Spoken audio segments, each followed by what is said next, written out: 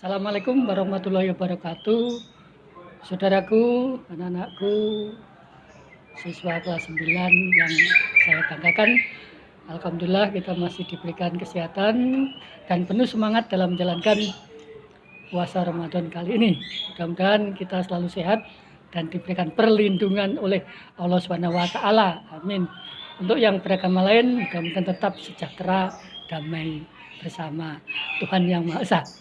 Oke, anak-anakku, pada kesempatan ini Gus Luken, Pak Narto akan menyampaikan review tentang materi kelas 9. Ada 6 materi di sana. Yang pertama adalah teks laporan percobaan, kemudian yang kedua menulis teks pidato persuasif, menulis teks cerpen, menulis teks diskusi, menulis teks laporan tanggapan, menulis teks cerita inspirasi. Nah, 6 materi tersebut akan saya ingatkan sedikit-sedikit supaya dalam pembelajaran, dalam belajar di rumah kalian bisa punya arah. Oke, saya mulai dengan teks laporan percobaan, teks diskusi, dan teks tanggapan. Untuk menulis teks laporan percobaan, teks diskusi, dan teks tanggapan, setidaknya yang pertama yang harus Anda pahami adalah apa yang dimaksud dengan teks ketika teks tersebut. Nah, kalau sudah mengerti tentang apa dan bagaimana pengertian dan hal-hal yang terkait dengan ciri teks ketika teks tersebut, maka barulah yang kedua kalian harus mengetahui sistematika penulisannya. Bagaimana sistematika penulisan laporan percobaan, bagaimana sistematika menulis laporan hasil diskusi, bagaimana kalian menuliskan teks tanggapan. Ini sistematikanya seperti apa. Setelah itu dalam penulisan kalian harus ingat, harus mempertahankan, harus melakukan penulisan dengan bahasa Indonesia yang baik dan benar. Apa syaratnya? Yaitu sesuai dengan PUBI.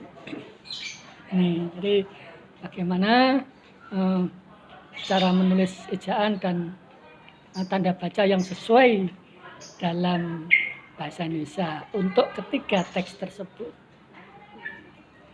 Nah, kemudian saya ikuti dengan teks pidato persuasif. Teks pidato persuasif ini adalah bagaimana Anda tahu makna dari teks pidato persuasif. Pidato yang ada mempengaruhi, bersifat mempengaruhi, lalu penulisannya, sistem menulisnya atau struktur penulisannya mulai dari 3 hal. Di sana ada pendahuluan, isi, dan penutup. Saya ingatkan untuk pendahuluan ada salam, kemudian sapaan, lalu ucapan syukur. Ini harus jelas.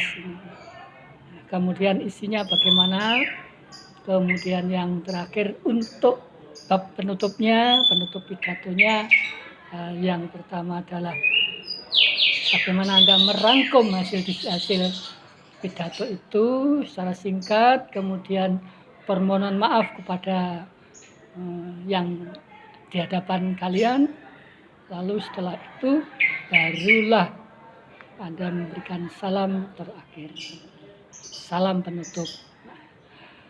Kemudian yang ketiga dan keenam untuk penulisan teks cerpen atau teks cerita inspiratif, ini adalah teks cerita narasi atau biasanya bersifat untuk cerita pendek bersifat khayal. Untuk teks cerita inspiratif ini bisa berdasarkan penulisnya. Yang jelas di sana sifatnya adalah cerita. Karena cerita maka dia punya alur, maka dia ada pelaku, maka dia ada kegiatan atau kejadian, maka dia punya tempat dan waktu. Maka dari teks cerpen dan inspiratif bisa ditarik sebagai amanatnya, hikmahnya untuk cerita. Dari cerita itu untuk apa? Nah, di samping itu kita bisa melihat pengarang dari sudut pandang. Apakah itu yang diceritakan itu kejadian yang dialami oleh pengarang atau tidak, bisa kita kenali dengan bagaimana pengarang menggunakan sudut pandangnya. Apakah dia menggunakan sudut pandang orang pertama ataupun orang ketiga.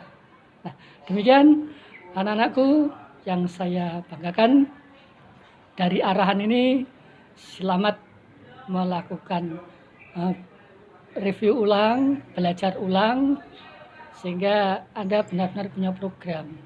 Saya ingatkan, Anda harus punya program dalam mempelajari materi seluruhnya yang ada di kelas 9. Satu mata pelajaran Anda punya program tiap 2 hari sekali misalnya. 2 hari, misalnya hari ini dan besok Anda melakukan review untuk kelas 9 misalnya. 2 hari kemudian Anda melakukan review untuk pelajaran kelas 8, begitupun seterusnya. Begitupun untuk materi pelajaran yang lain. Sehingga di hari ujian Anda benar-benar siap. Nah, oke, demikian arahan saya, mudah-mudahan bermanfaat. Kurang lebihnya mohon maaf. Akhirnya wassalamualaikum warahmatullahi wabarakatuh. Tetap semangat, salam literasi.